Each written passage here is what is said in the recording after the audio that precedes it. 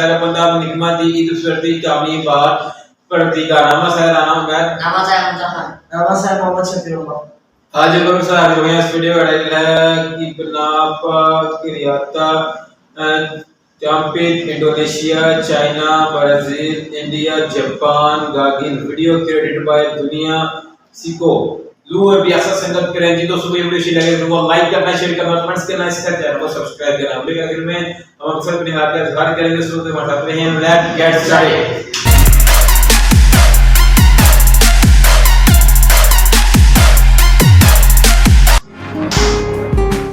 Sebagai warga Indonesia, melihat kereta cepat Jakarta-Bandung meluncur di atas rel modern adalah momen penuh kebanggaan. Proyek yang sebelumnya diragukan banyak pihak kini berdiri megah, mempercepat perjalanan antara dua kota sibuk hanya dalam waktu 36 menit.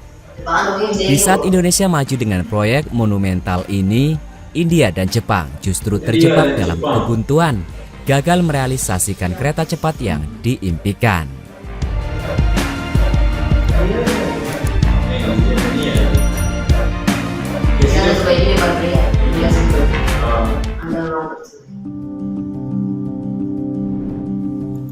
Dulu tak sedikit yang ragu bahwa Indonesia bisa mewujudkan proyek sebesar ini.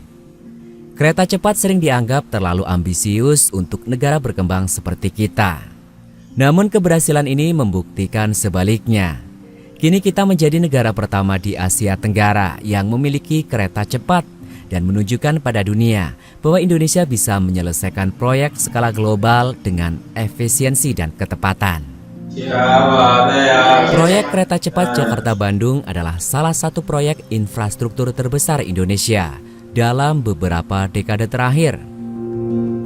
Inisiatif ini diluncurkan pada tahun 2015 di bawah pemerintahan Presiden Joko Widodo sebagai bagian dari ambisi Indonesia untuk mempercepat modernisasi transportasi dan meningkatkan konektivitas antar kota besar di Pulau Jawa. Dengan panjang jalur sekitar 142 km, kereta cepat ini diharapkan memangkas waktu perjalanan dari Jakarta ke Bandung dari 3 jam menjadi sekitar 36 menit saja. Cina terpilih sebagai mitra utama dalam proyek ini melalui konsorsium High Speed Railway Contractor yang terdiri dari PT Pilar Sinergi BUMN Indonesia dan China Railway International. Hal ini terjadi setelah Cina menawarkan pembiayaan yang lebih menarik dibandingkan Jepang, yaitu tanpa jaminan dari pemerintah Indonesia dan tanpa membebani APBN. Proyek dimulai pada tahun 2016, namun menghadapi banyak tantangan seperti pembebasan lahan, kendala teknis, dan pandemi COVID-19 yang melanda pada tahun 2020. Meski demikian, kerjasama antara kedua negara berhasil mengatasi hambatan ini dengan pendekatan berbasis teknologi dan efisiensi. Cina membawa teknologi high speed rail terbarunya, termasuk penggunaan sistem ballastless track dan struktur tahan gempa yang dirancang khusus untuk kontur tanah Indonesia. Beberapa terowongan besar seperti Tunnel 2 di Purwakarta menjadi sorotan karena keberhasilannya menembus medan berat. Pada 2 Oktober 2023, Presiden Joko Widodo meresmikan operasional kereta cepat Jakarta-Bandung di Stasiun Halim. Dalam pidatonya, beliau menyebut proyek ini sebagai simbol era baru transportasi Indonesia dan keberhasilan diplomasi ekonomi dengan Cina. Kereta cepat ini diberi nama WUS, singkatan dari Waktu Hemat, Operasi Optimal, Sistem Hebat. Kereta cepat ini kini melayani 4 stasiun utama, Halim, Karawang, Padalarang, dan Tegaluar.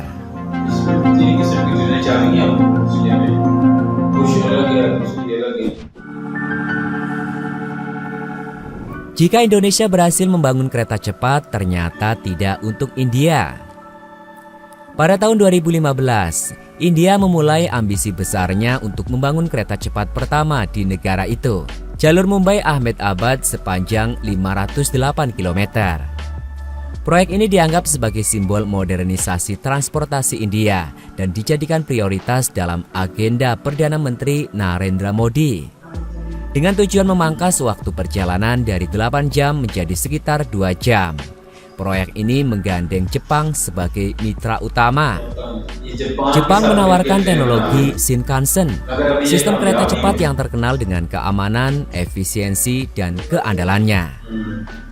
Kesepakatan kerjasama ditandatangani pada tahun 2017 dengan nilai proyek mencapai 17 miliar dolar.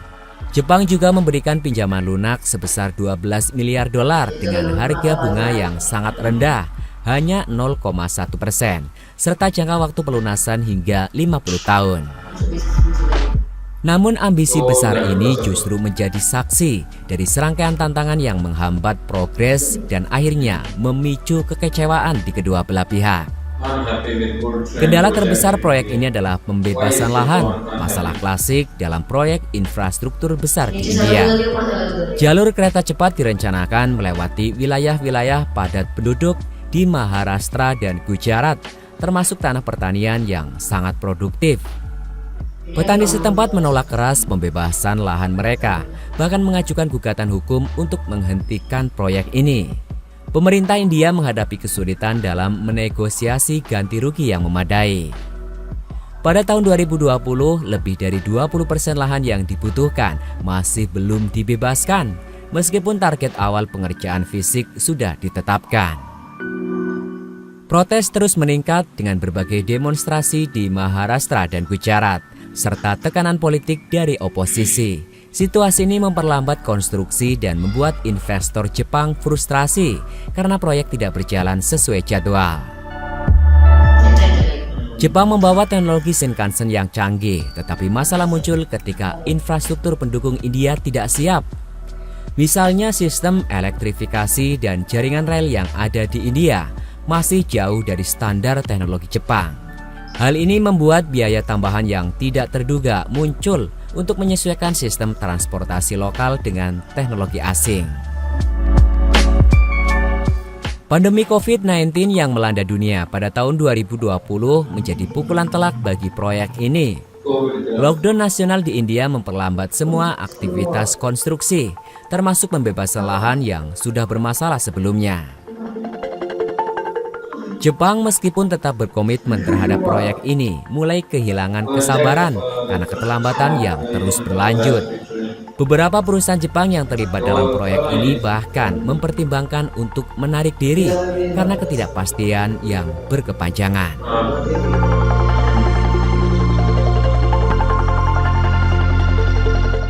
Keberhasilan proyek kereta cepat Jakarta-Bandung tidak lepas dari kepemimpinan yang visioner.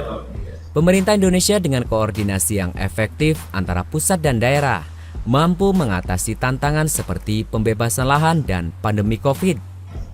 Pemimpin kita menunjukkan keberanian untuk memilih mitra yang tepat dan mengambil keputusan yang strategis meskipun awalnya sempat menuai kritik.